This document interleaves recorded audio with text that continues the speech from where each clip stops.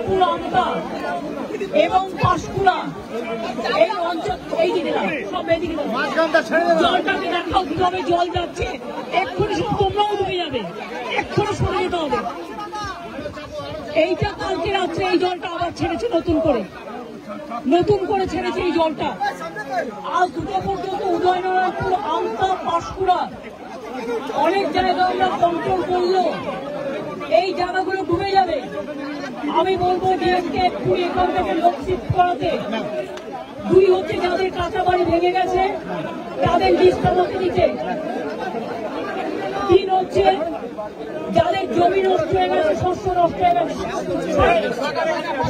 সরো জলটা দেখতে দাও, জলে ডুবে যাবে এক্ষুনি। কৃষি জমি যাদের আছে বা শস্য আছে তারা চিন্তা করবেন না, তারা শস্য বীমার টাকা পাবেন শস্য বীমার টাকা। আপনারা যতদিন বাড়ি ফিরতে না পারবেন সরকার রিলিফ দেবে, আপনাদের যা সাহায্য করার করবে। এটা ঝাড়খণ্ড জল ছেড়েছে এবং ডিবিসি কেন্দ্রীয় সরকারের সংস্থা আমার মনে হচ্ছে 4 লাখ কিউসেককে ছাড়িয়ে গেছে, যা কোনোদিন জীবনে হয়নি। কারণ আমরা 5 লক্ষ পুকুর কেটেছি, আমরা 500 কোটি টাকার চেক ড্যাম করেছি, আমরা কপালেশ্বর কেলেঙ্গাই প্রোগ্রামের মধ্যে দিয়ে অনেক এলাকাকে সেভ করেছি। ঘাটাল মাস্টারঘাট প্ল্যান যেটা পড়ে আছে 10 বছর ধরে, সেটাও আমরা ডিপিআর তৈরি করছি, আগামী 2 বছরের মধ্যে করে দেব।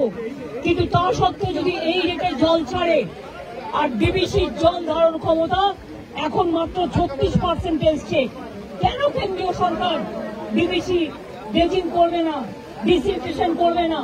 ডিবিসির জলে কেন বাংলা ডুববে আমি জানতে চাই, আমরা কৈফিয়ত চাই। ফরাক্কায় ড্রেজিং করে না, বাংলা ডোবে, বিহার ডোবে। আর ডিবিসি ড্রেজিং করে না, বাংলা ডোবে। বাংলায় জল ছেড়ে দিয়ে ঝাড়খণ্ডকে সেফ রাখে, এটা তো ঠিক নয়। বাংলা একটা নৌকার মতো, আর সব জল নেপালে বৃষ্টি হলে উত্তরবঙ্গে ঢুকবে, ভুটানে বৃষ্টি হলে জলপাইগুড়িতে ঢুকবে, আলিপুরদুয়ারে ঢুকবে, কুচবিহারে ঢুকবে, নর্থ বেঙ্গলে ঢুকবে।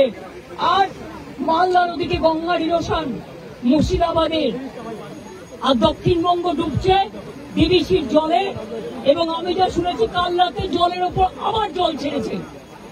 এই জায়গাগুলো ভেজা ছিল না, অনেকটা দূরে ছিল, আমাকে এসপি বললেন, ডিএম বললেন এটা এক্ষুনি হয়েছে। এবং দেখুন এক্ষুনির মধ্যে এতটা ডুবে গেছে। আমি সবাইকে বলবো জলে ঝুঁকি নেবেন না, জল আর আগুনে ঝুঁকি নেবেন না। অন্তত 2 দিন একটু সেফ প্লেসে থাকুন, তারপরে জলটা বেরিয়ে গেলে তারপরে আপনারা আস্তে আস্তে বাড়ি যাওয়ার মতো পরিস্থিতি থাকলে তখন বাড়িতে যান। আর আমি অ্যাডমিনিস্ট্রেশনকে বলবো যা রিলিফ দেওয়ার কোনো যেন রিলিফে অভাব না হয়। প্রত্যেকটা পরিবারকে দেখে নেবেন, আপনাদের কাছে সবকিছু দেওয়া আছে, কেউ যেন অসুবিধায় না পড়ে। আমি মিদনাপুর পশ্চিম, হুগলি, হাওড়া এবং হাওড়া যাবো আমি এবার, মেদিনীপুর পূর্ব ঘুরে যা দেখলাম তাতে আমি সত্যি শঙ্কিত।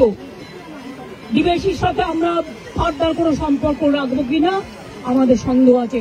আমি সব সম্পর্ক কাট আপ করে দেবো যদি মানুষকে এইভাবে ডোবায়।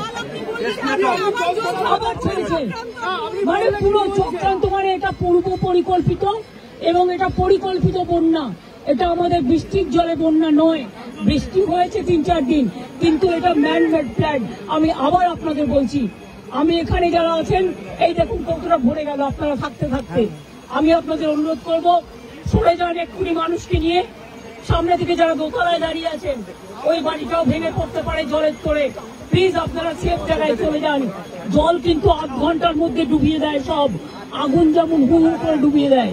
আমরা পাঁশকুড়া থেকে আমি ডেবরাতেও জানি হয়েছে, ডেবরা আমি দেখতে দেখতে এলাম। ডেবরা আমি ডিএমকে বলবো, পশ্চিম মেদিনীপুরের ডিএমকে বলতে ডেবরার রিলিফ গুলো পাঠাতে, এমএলএকেও একটু কনফিডেন্স নেবে, জেলা পরিষদকে, এবং কেশপুরটাও দেখে নিতে। ডেবরাতেও 10টা গ্রাম ডুবেছে এবং খড়গপুর রুরালও ডুবেছে, একটা ট্রাইবেল গ্রাম, সেটাও দেখে নিতে। এবং পাঁশকুড়া যেটা ডুবেছে সেটাও দেখে নিতে। কোন রকম জাতের লোকে না বলতে পারে যে আমি রিলিফ পাইনি। আমি কিন্তু ডাইরেক্ট ডিএম দের দায়িত্ব নেব। দেব এবং এসপিদের এটা দেখার জন্য। খরচা করুন, মানুষকে দিন, তাতে যা লাগবে কোনো অসুবিধা হবে না। আমি এখন যাচ্ছি উদয়নারায়ণপুর আমটাকে অ্যালার্ট করতে, কারণ ওখানকার অবস্থা খুব খারাপ। আপনারা যেতে পারেন, একদম গায়ের জন্য করছে না। আমি তো 10 বছর ধরে ফাইট করছি, আজকে আমি 13 বছর ধরে দেখছি। কিন্তু আগে ছাড়তো 75,000, 1 লাখ কিউসেক, এবার ছেড়েছে, ওরা ছেড়েছে 4 লাখ, তেনুঘাট পঞ্চায়েত ছেড়েছে আরো 1.5 লাখ, 5.5 লক্ষ। This is very unfortunate. I do not know why central government is not this dredging for DBC. Their reservation power now it came down about 36% only, and all the water they release for Bengal.